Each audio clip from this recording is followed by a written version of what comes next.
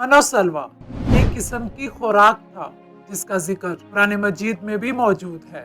قرآن مجید کے مطابق بنی اسرائیل جب صحرائے سینا میں بھٹک رہے تھے تب اللہ تعالیٰ نے ان کے لیے آسمان سے من و سلوہ اتارا تھا۔ من و سلوہ کس نبی کی امت پر نازل ہوا اور کن آیات میں ان کا بیان ہوا اور یہ کیا چیز تھی، آئیے دیکھتے ہیں اس ویڈیو میں۔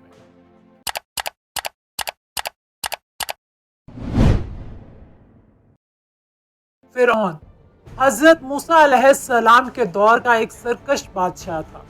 دعوت اسلام سے قبل فرعون حکومت و سلطنت کی وسعت، مال و دولت کی کثرت، عیش و عشرت کی فراوانی اور طاقت و قوت کے نشے میں بے حد مغرور اور بے لگام ہو گیا تھا۔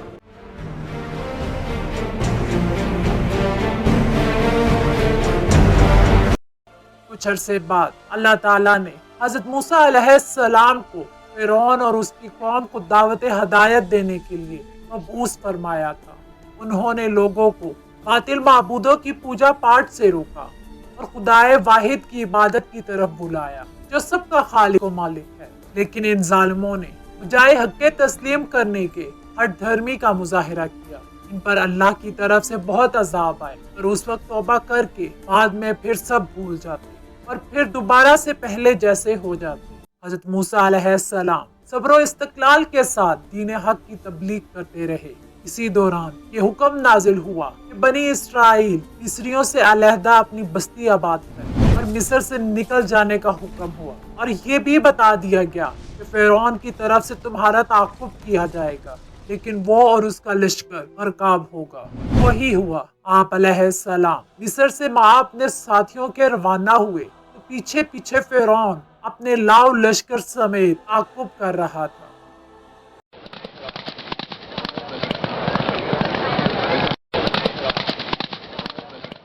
جب بحر کلزم کے قریب حضرت موسیٰ علیہ السلام پہنچے تو آپ نے خدا کے حکم کے تحت دعا مانگی، جس سے سمندر میں ایک خوش گزرگاہ بن گئی اور آپ مع ساتھیوں کے سمندر کے اندر سے گزر گئے۔ ادھر جب فرعون تعاقب کرتا ہوا اسی راستے سے گزرا تو اللہ نے پانی کے شگاف کو دوبارہ ملا دیا۔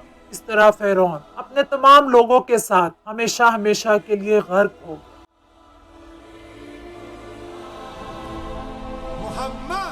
فرعون کے غرق ہونے کے بعد بنی اسرائیل دوبارہ مصر میں آباد ہو گئے۔ کچھ عرصہ بعد حضرت موسیٰ علیہ السلام نے انہیں حکم الہی سنایا کہ ملک شام حضرت ابراہیم علیہ السلام اور ان کی اولاد کا مدفن ہے اور اسی میں بیت المقدس ہے۔ اسے عمالقہ قبیلے سے آزاد کرانے کے لیے جہاد کرو اور مصر چھوڑ کر وہیں وطن بناؤ۔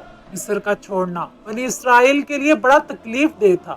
شروع میں تو انہوں نے ٹال مٹول کی، لیکن مجبور ہو کر حضرت موسیٰ اور حضرت ہارون علیہ السلام کے ساتھ روانہ ہونا ہی پڑا۔ تو راستے میں جو کوئی سختی اور دشواری پیش آتی حضرت موسیٰ علیہ السلام سے شکایتیں کرتے۔ جب وہ صحرا میں پہنچے جہاں نہ سبزہ تھا نہ سایہ نہ غلہ، وہاں پہنچ کر حضرت موسیٰ علیہ السلام سے بھوک کی شکایت کرنے لگے۔ حضرت موسیٰ علیہ السلام نے دعا فرمائی اور اللہ تعالیٰ نے اس دعا کی برکت کے ساتھ ایک سفید بادل کو ان پر سائباں بنا دیا جو رات دن ان کے ساتھ چلتا، اور ان پر ایک نوری ستون نازل فرمایا جو کہ آسمان کی جانب سے ان کے قریب ہو گیا اور ان کے ساتھ چلتا، اور جب رات کے وقت چاند کی روشنی نہ ہوتی وہ ان کے لیے چاند کی طرح روشن ہوتا۔ ان کے کپڑے میلے اور پرانے نہ ہوتے، ناخن اور بال نہ پھٹتے۔ اس صحرا میں حضرت موسیٰ علیہ السلام کی برکت سے ان کے کھانے کا انتظام کچھ یوں ہوا کہ انہیں من و سلوہ ملنا شروع ہو گیا۔ من و سلوہ کے بارے میں مفسرین کے مختلف اقوال ہیں۔ من کے بارے میں صحیح قول یہ ہے کہ یہ ترنجبین کی طرح ایک میٹھی چیز تھی جو روزانہ صبح صادق سے طلوع آفتاب تک ہر شخص کے لیے ایک سا کی بقدر اترتی اور لوگ اس کو چادروں میں لے کر دن بھر کھاتے رہتے۔ بعض مفسرین کے نزدیک من سے مراد وہ تمام چیزیں ہیں جو اللہ تعالیٰ نے اپنے بندے کو کسی مشقت اور کاشتکاری کے بغیر عطا کر کے ان پر احسان فرمایا۔ سلوہ کے بارے میں صحیح قول یہ ہے کہ یہ ایک چھوٹا پرندہ تھا، اور اس کے بارے میں ایک قول یہ ہے کہ یہ پرندہ بھنا ہوا بنی اسرائیل کے پاس آتا تھا، اور ایک قول یہ ہے کہ جنوبی ہوا اس پرندے کو لاتی اور بنی اسرائیل اس کا شکار کر کے کھاتی۔ یہ دونوں چیزیں ہفتے کو بالکل نہ آتی، باقی ہر روز پہنچتی۔ یہ دونوں چیزیں جمعہ کو دگنی آتی اور حکم یہ تھا کہ جمعہ کو ہفتے کے لیے بھی جمع کر لو مگر ایک دن سے زیادہ کا جمع نہ کرو۔ بنی اسرائیل نے ان نعمتوں کی ناشکری کی اور ذخیرے جمع کیے، وہ سڑ گئے، ان کی آمد بند کر دی گئی۔ اس لیے حضور اقدس صلی اللہ علیہ وآلہ وسلم نے ارشاد فرمایا کہ بنی اسرائیل نہ ہوتے تو نہ کھانا کبھی خراب ہوتا نہ گوشت سڑتا۔